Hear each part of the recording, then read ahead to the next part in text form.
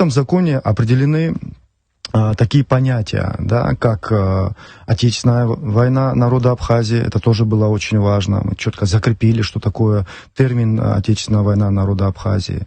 Вот. Что такое ветеран войны? Значит, здесь мы разделили ветеран тыла, чего раньше не было, очень много было вопросов по этой теме.